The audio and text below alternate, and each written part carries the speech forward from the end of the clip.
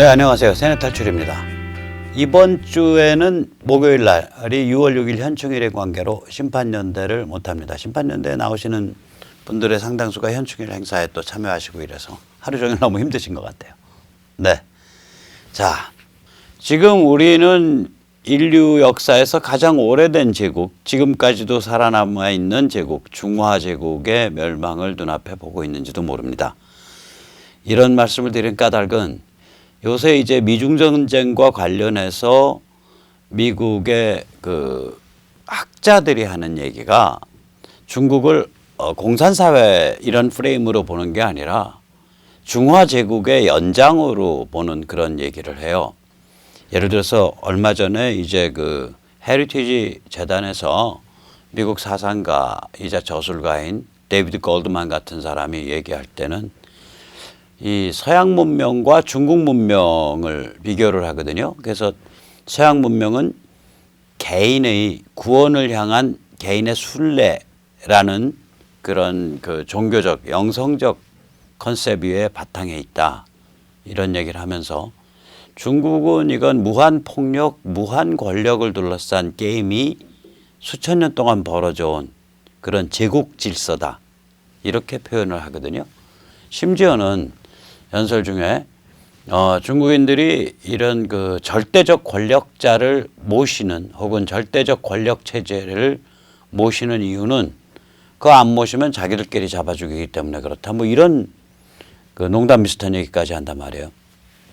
그러니까 다시 말해서 이 그 미국이나 이런 쪽의 그 지도자들이 여론 주도자들이 중국에 대해서 이 개혁 개방하면은 자유와 그 다음에 개인 존엄성으로의 이행 이런 게 일어날 걸로 믿었었는데 얘들 뭐 전혀 엉뚱한 짓 한다.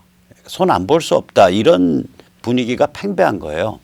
그 엉뚱한 짓이 결국은 3,600년 전부터 이어져온 중화 제국 질서의 재현 아니냐. 얘들 집버릇 개 못 주네. 뭐 이런 이제 담론이거든요, 이게. 그래서 우리가 이걸 한번 좀 살펴볼 필요가 있겠습니다. 이런 관점에서 보면 이 중국은 지구에서 가장 오래된 제국이에요. 그러니까 이 미국인들이 중국을 문화 심리가 근본부터 다른 문제적 국가, 즉 3,600년 된 제국의 근성을 가진 국가 이렇게 보는 거예요. 그러면 미국인들이 이제 미중 전쟁을 문명과 문명, 세계관과 세계관 사이의 전쟁으로 이제 아주 전투적으로 파악하고 있다는 얘기죠. 이렇게 되면 이제 무슨 일이 벌어지냐 이런 관점에서 보면 이렇게 보이는 겁니다.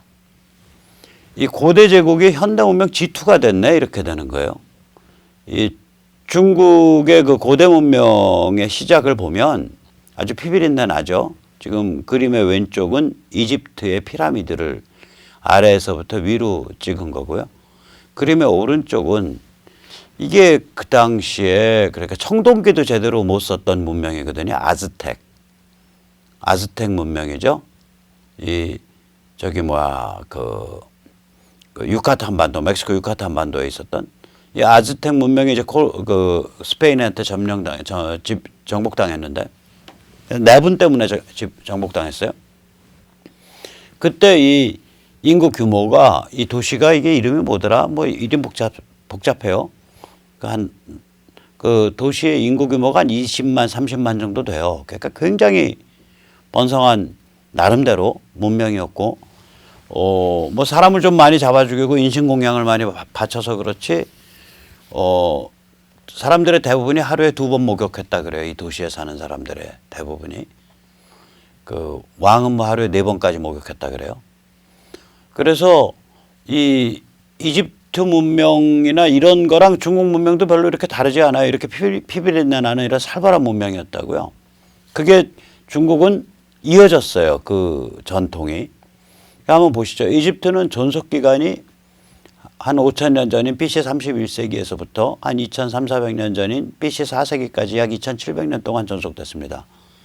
중국은 우리가 은이라고도 부르기도 하고 상이라고 부르기도 하고 똑같은 나라예요. 은이 그 수도 주요 근거지가 있는 지방이 은이어서 지금 하남성 안양 근처입니다.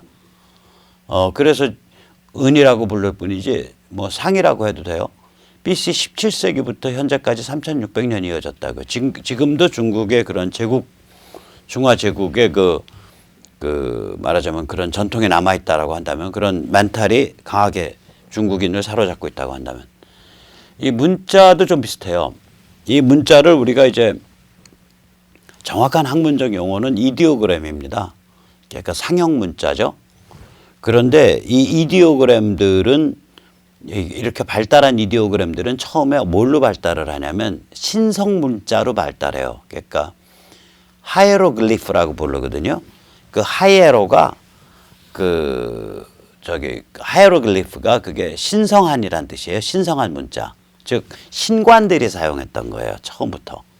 그러니까 이집트도 이게 신관의 상형 문자라고요. 이 제사 모시는 사람, 또는 스스로 뭐 신의 자손이라고 주장하는 지배 집단의 아주 소수가 사용하는 상형 문자예요. 중국도 똑같잖아요.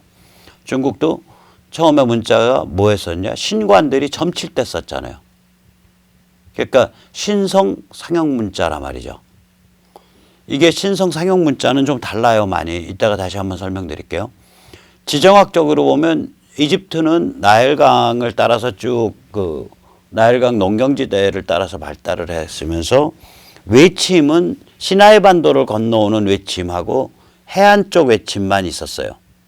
중국은 좀 달라요. 중국은 이따 다시 한번 보겠지만 중국 내부가 워낙 커서 그 내부도 항상 끊임없이 투쟁이 있었을 뿐만이 아니라 무시무시한 그 초원바다, 즉 흑해에서부터 서만주까지 펼쳐진 거대한 풀밭바다에 기마 유목민족과의 그런 힘겨루기가 항상 있어요. 현대 문명을 한번 보시죠. 이집트는 뭐 현대 문명 만들어지기 천몇백 년 전에 벌써, 지금으로부터 따지면 2000년 전에 탈락해버렸고요. 이집트 문명은. 그래서 그냥 옛 문명의 하나로, 챕터 하나로 남아버렸죠. 중국은 지금까지도 현대 문명의 G2로 이어지고 있단 말이죠. 그러니까 우리가 좀 관점을 바꿔서 중국을 볼 때 뭐 공산국가인데 개혁개방 뭐 이런 차원에서 볼 게 아니라, 이게 3600년짜리 뿌리를 가진 고대 제국이 현대 문명 속에 G2가 된 케이스구나. 한번 이렇게 발상을 바꿔볼 필요가 있어요. 여러분, 지금 미국에 지금 미중 전쟁하는 사람들이 그런 얘기를 하고 있다고요. 그 의미가 사실 그 얘기인데. 한번 보시죠. 이 문자가 특이해요. 우리는 한글에 굉장히 익숙하고 또 그 세종대왕께 항상 감사해야 합니다. 이 상형 문자는요, 신성 상형 문자는 기본적으로 기도 문자입니다. 특히 중국 같으면은 우리가 기도 그러면 입으로 하는 기도를 생각하잖아요. 웅얼웅얼웅얼 하거나 혹은 주문을 외거나 혹은 이제 기독교에서처럼 하나님 아버지 블라블라블라 한 다음에 예수 그리스도 이름으로 빕니다. 아멘. 그렇게 하거나. 그러니까 음성이 가서 닿는다고 생각을 하죠. 신적인 존재와 초월적 존재와. 그런데 이 신성 상형 문자를 쓰는 사람들은 이 그림이 가서 닿는다고 생각을 한 거예요. 그래서 이제 그 문자를 묻고 싶은 거를 문자로 거북이 등껍질에 새기고 거북이 등껍질을 불 속에 넣어서 깨지는 모양을 보면서 이게 이 물음에 대해서 이제 신이 뭐라고 계시하셨도다 이렇게 해석을 하는 거란 말이죠. 그 기도 문자가 되는 거예요. 문자 자체. 그러니까 한자는 그 뿌리를 보면 굉장히 으스스한 데가 있어요. 이게 정치에서는 더 으스스합니다. 우리가 모국어란 말은 영어에 없거든요. 영어에 모국어란 표현은 없어요. 어머니 말, 마더탕이 있죠. 어머니가 쓰는 언어죠. 어머니가 쓰는 언어예요. 마더탕이에요. 나라 국자가 안 들어가요. 이게 일본 사람들일 거예요. 이 마더탕을 번역을 할 때 국어라고 나라 국자를 집어넣은 게 일본 사람일 거예요. 그냥 애미 말이에요. 애미 말. 엄마 말. 엄마가 쓴 말. 마더탕이 실제로는 그때 엄마 문자가 아니라고요. 엄마 글이 아니에요. 우리가 어렸을 때 들은 건 엄마의 입에서 나오는 엄마 말이거든. 이 엄마 말이 유지될 수 있어야 민족이 성립합니다. 엄마 말이 유지될 수 있어야 민족이 성립합니다. 저는 개인적인 성향으로 보나 혹은 가지고 있는 사고방식으로 보나 기질로 보나 저는 한국인의 유형에 잘 안 속해요. 그래서 세상 살기가 고달프거든요. 근데 제가 한국인스럽다면 제가 배운 언어가 제가 저희 어머니로부터 어렸을 때부터 응애응애 하면서 들은 언어가 한국말이기 때문에 그런 거예요. 엄마 말. 엄마 말이 한국말이거든. 그러면 무슨 얘기냐? 엄마 말을 그대로 표음으로 문자로 쓸 수 있으면 민족이 여러 개가 유지가 돼요. 그게 유럽에서 보이는 케이스예요. 거기는 표음 문자, 표음 알파벳 체계가 발달했잖아요. 처음에 페니키아 문자, 그 다음에 그리스 문자, 그 다음에 영어, 라틴이나 영어권에 있어서는 알파벳 이렇게 표음 문자가 발달했단 말이에요. 거기는. 그러니까 엄마 말을 쓰는 사람들이 지금 인구 규모로 따지면 1,000만, 2,000만, 3,000만, 500만 그냥 자기 말을 문자화 시킬 수 있는 거예요. 입에서 나오는 대로. 근데 중국은 안 그렇다고요. 엄마 말은 따로 있고 옛날에 이게 중국이 어떻게 동화돼 나갔냐면 엄마 말은 따로 있는 거예요. 옛날에 텔레비도 없고 라디오도 없고 근데 무슨 언어적 통일성이 그렇게 셌겠어요. 아니에요. 지방마다 다 다르게 말했을 거라고요. 근데 엄마 말은 따로 있고 문자를 배우는 거예요. 문자. 엄마 말과 상관없이 문자를 쓰는 거라고요. 마치 우리 조선 선비가 사신으로 베이징에 가거나 중국에 갔을 때 필담을 했다 그러잖아요. 중국말은 몰라. 근데 문자 고전 한문으로 쭉 써서 필담을 한다고요. 서로. 그걸 필담이라 그러는데 붓필자, 이야기 담자. 그러면은 이런 식의 기도 문자를 가지고 이제 일반 문자로 썼단 말이에요. 쓰니까 이거가 굉장히 강력한 상형 문자로서의 힘, 이디오그램으로서의 힘을 가졌다고요. 그러니까 엄마 말을 죽여나가는 거죠, 이게. 엄마 말을 죽여나가는 거라고요. 그래서 이게 제국으로서 통합을 하게 되는 거예요.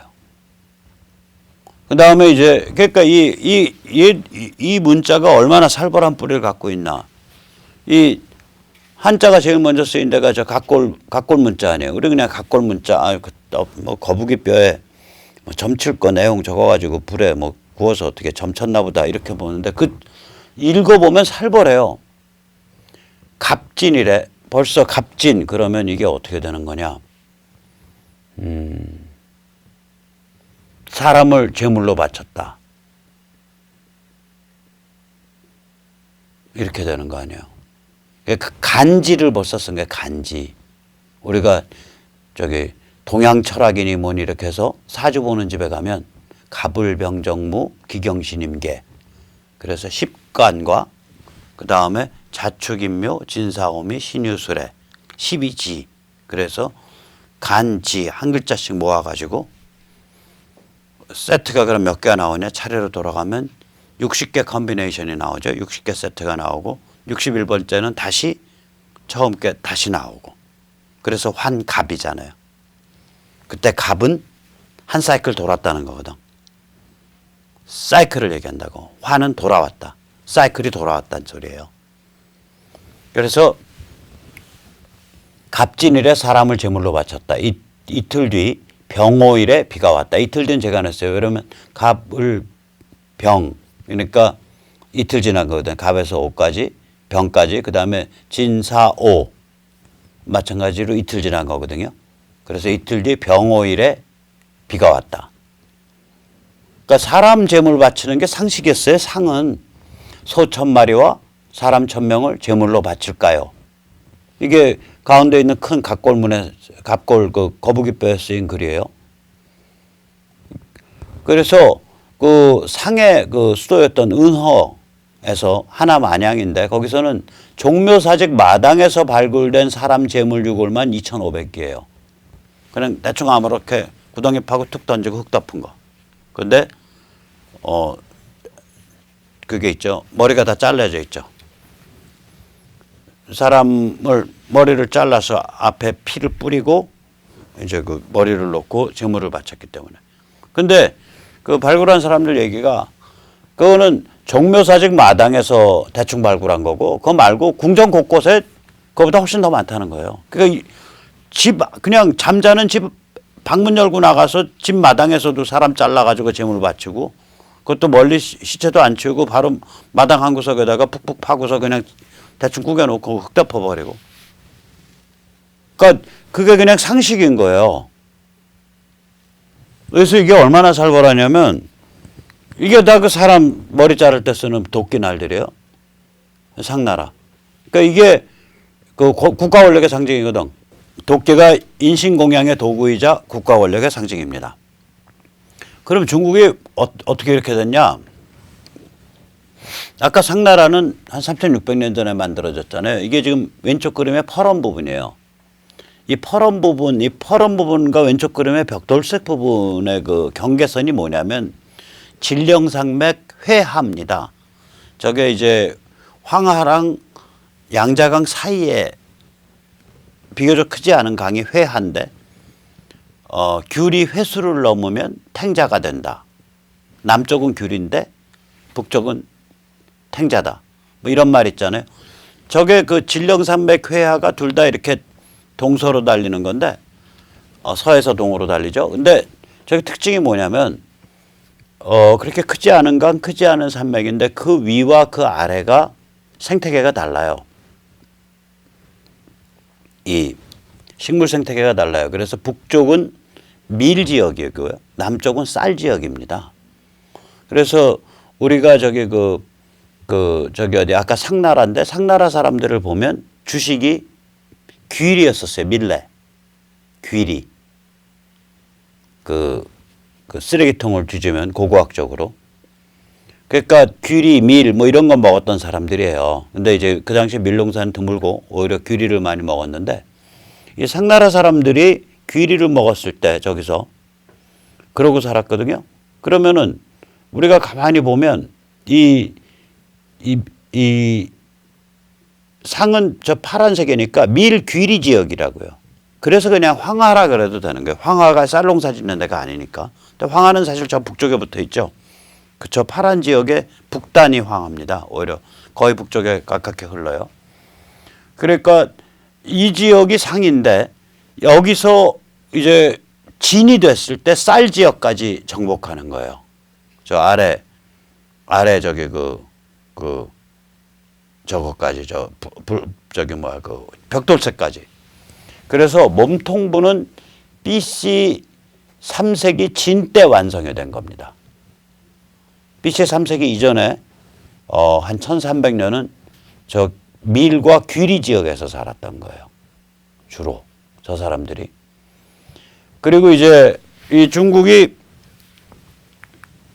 그 다음에 이제 밀과 쌀로 이렇게 완성된 거 이제 그래가지고 진 때 완성이 되는데 이렇게 이제 오른쪽에 저게 진이죠. 제대로 된. 저렇게 완성되는 거예요. 그러니까 한 2300년 된 거예요. 저 지금 중국에 대충 틀 나오는 데까지는 2300년 전이고 그 전에 중국의 문화의 원형은 상까지 올라간다고요. 저게. 그래서 뭐 상이 동이족이 뭐 은상은 동이족이 만든 나라고 어쩌고 저쩌고 이런 얘기가 있는데 글쎄요. 저는 동이라는 거는 인류학적으로 증명되지 않은 존재거든요. 그리고 우리는 저런 게 아니에요. 우리는 쌀이나 겨울밀, 겨울보리를 먹었지 귀리나 봄밀을 먹은 민족이 아니에요. 그리고 논뼈, 겨울밀, 겨울보리가 우리가 다 조생종이어야 돼요. 예를 들어서 서양에서 겨울밀, 겨울보리는 서양은 한 9월, 10월에 추수들을 해요. 근데 우리는 밀이 봄밀이든 겨울보리든 장마를 못 살아남아요. 그러니까 우리는 장마 전에 6월 한 20일까지 추수가 끝나야 된다고요. 그러니까 겨울밀, 겨울보리 중에서도 특별한 종류의 조생종이에요. 이거 유전체 검사하면 그 원산지가 한반도라는 게 나올 거예요. 그러니까 조생종 겨울밀, 겨울보리. 6월 20일 전에 추수하는 겨울밀 겨울보리. 그거 아마 원산지 따질 것도 없을 거예요. 왜냐하면 세계 다른 지역은 봄밀 봄보리를 심든지 여기처럼 그 장마 때 6월 말서부터 한 3개월 동안 여기가 900mm 이상 비가 쏟아지거든요. 그런 폭우 장마가 없으니까 봄밀 봄보리를 심든지 아니면 겨울밀 겨울보리를 심더라도 보통 9월 10월에 추수하는 그런 종류의 겨울밀 겨울보리를 심어요. 8, 9월 10월에. 우리는 그런 겨울밀 겨울보리 못 심는다고요. 아마 한국만 조생종 겨울밀 겨울보리를 심을 거예요. 논뼈 역시 마찬가지죠. 여기는 늦게 키우기 시작해서 물이 차니까 그 다음에 설이 내리기 전에 추수를 해야 되니까 그러니까 만파 제가 한자로 쓴다면 늦게 뿌리고 그 다음에 조생이죠. 일찍 수확하는 그런 논뼈예요. 그것도 한국에서 한반도에서 만들어졌을 거예요. 우리 그게 한 3,000년 전에 3,000년 전쯤에 그런 종류의 종자개량에 성공하거든요. 한반도 사람들이. 그러니까 저기 뭐 그전에 무슨 상나라 뭐 이런 데서 귀리나 밀 가지고 봄밀 봄보리 짓는 사람들이 와서 여기서 농사 지으려고 하면 굶어 죽어요. 여기는 그런 땅 아니에요. 그전엔 여기는 사냥, 어로, 채집 이런 걸로 먹고 살았다고요. 저 사람들 농사 지을 때. 어쨌거나 이렇게 이제 그 중국의 그러니까 상은 이 지역에서 지금 퍼런 지역에서 시작을 한 거예요. 중국 문화가 저 황하 굉장히 전투적인 사람들이고요. 으스스하고요. 그리고 이렇게 귀신 잘 섬기고요. 인신공양 잘하고 이런 집단이었죠. 그래서 이 집단이 이제 AD 4세기가 되면 초원바다랑 결합을 합니다. 초원바다는 제가 여기 이 왼쪽 아래 큰 지도에서 저 하늘색으로 나타난대요. 저게 초원바다입니다. 즉 흑해 위에서부터 섬 한 줄까지 뻗어 있고요.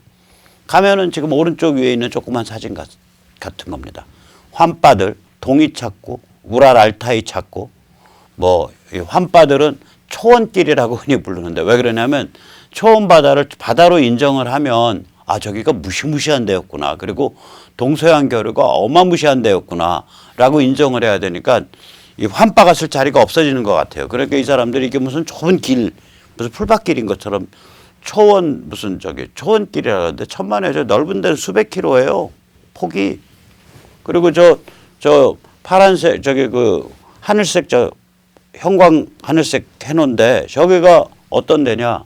면적을 다 합치면 중국 본토, 미국 본토만 합니다. 초원 바다예요. 가도 끝없는 풀밭이에요. 이 초원 바다에 이제 유목민들이 사는데 이 사람들이 AD 4세기에 프레임 한 장을 만든다고요. 프레임 한 장을 만드니까 기마공사가 가능해져요.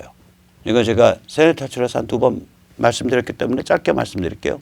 프레임 한 장이 이 그림에서 윗부분입니다. 프레임 한 장이라는 건 말이 척추가 있으니까 사람이 앉았을 때 이 말 척추 뼈 위에 무게가 걸리는 게 아니라 척추뼈를 둘러싸고 있는 등짝 근육의 무게가 분산되도록 만들어줘야 돼요. 그래서 가운데는 저렇게 비어 있고 저걸 패들리라 그러는데 넓적한 판으로 척추 위에 있는 근육에 넙대대하게 앉고 그 두 판자 사이가 나무로 다시 연결되어 있는 거예요. 두 판 사이가. 저걸 프레임 한 장이라 그러죠. 저게 나와야 등자를 걸어요. 등자를 걸고 그러니까 그때 등자는 튼튼한 등자예요. 조그만 뭐 실 같은 등자는 옛날부터 좀 있었고 멋쟁이들이 했었고 튼튼한 등자를 걸어야 그걸 발로 꽉 밟고서 이제 활을 쏠 수 있는 거죠. 그래서 저 프레임 안장이라는 건 제가 말을 붙인 거고요. 그냥 영어로는 새들리라 그러고요. 저 뼈대 자체는 영어에 말이 있어요. 저걸 새들트리라 그럽니다. 그러니까 안장나무, 안장목이라고 불러요. 저걸 새들트리라고. 근데 우리 말식으로 제가 하려 그러니까 이거 프레임 안장이라고 부르는 게 좋고 저걸 그냥 안장 프레임이라고 부르는 게 좋다. 그런 생각이 듭니다. 그래서 이 프레임 안장이 나오니까 중국에 이제 몽골계 투르크계들이 중국을 내려와요. 그래가지고 5호 16국을 만들죠. 그때가 우리 삼국시대가 삼국이 확 꽃을 필 때예요. 중국이 다 갈라지니까 삼국의 꽃을 펴요. 그때 5호 16국 때. 그래서 5호 16국을 정리를 한 게 선비족. 선비라 그러면 몽골의 일족입니다. 선비족의 수. 그다음 수를 다시 계승을 한 게 마찬가지로 선비족의 당이 계승을 합니다. 왼쪽 사진은 당 때의 그 영토를 표현하는데 가만히 보세요. 저 영토가 뭐냐면 지금 저 지역은 안 나왔지만 저 병목처럼 가늘어지는 데 있죠. 이걸 쭝가리아라고 부르는 데입니다. 이게 어디냐면 잠깐만요. 이게 어디냐면 저기 보시면 좀 중간에 잘 이어지지 않고 좀 끊어지는 데 있는 것 같잖아요. 거기에요. 그러니까 이 ESB 그러니까 초원 바다가 오다가 중간에 병목 구간을 형성하는 데가 있거든요. 그 구간을 나타내요. 그러니까 당은 그리고 나서 다시 초원 바다 일대 초원 바다 중앙을 지배를 한다고요. 당이. 저 왜 저러냐면 초원 바다에 날뛰는 그 이민족이 크게 세 가지 종류가 있습니다. 하나는 몽골계가 있고요. 그다음에 또 하나는 돌궐 투르크계가 있고요. 마지막 하나는 페르시, 속드 둘 다 똑같아요. 페르시아계가 있어요. 이 굉장히 사납고 전투적인 민족들이에요. 이게 이제 그러니까 몰리면은 흑해까지 몰려가고요. 그다음 뻗어 나오면 다시 여기까지 와서 서만주까지 오고요. 이게 휩쓰는데 정신이 없는 그런 어마무시한 민족들이에요. 근데 이걸 중간에 저렇게 동서를 갈라버린 거죠. 당이. 동서를 가르려고 초원바다 중간에 당이 지배하는 초원바다의 한 구간을 만든 거예요. 그걸 만들려니까 저 초원바닷길을 따라서 저기서 좁은 병목으로 해서 간 거죠. 당이 저런 전략적인 걸 했어요. 그래서 당이야말로 ESB 초원바다와 중국 몸통부 저 농경지역 저기를 농경지역은 다시 위에 아까 보신 퍼런 밀지역과 퍼런 밀지역과 아래에 있는 그 벽돌색 쌀지역 그게 중국 몸통부거든요. 저 몸통부와 초원바다를 제대로 연결한 최초의 제국은 당입니다. 저게 다 프레임 한 장에서부터 저렇게 나와요. 여러분 프레임 한 장이 나오니까 이 유목 기마 민족이 중국을 침범해 들어온다고요. 싸움이 안 되는 거예요. 그러니까 저 수당 이후로요. 역대 왕조 중에 뿌리가 유목기마가 아닌 데는 송하고 명밖에 없어요. 다 북쪽의 뿌리를 갖고 있어요.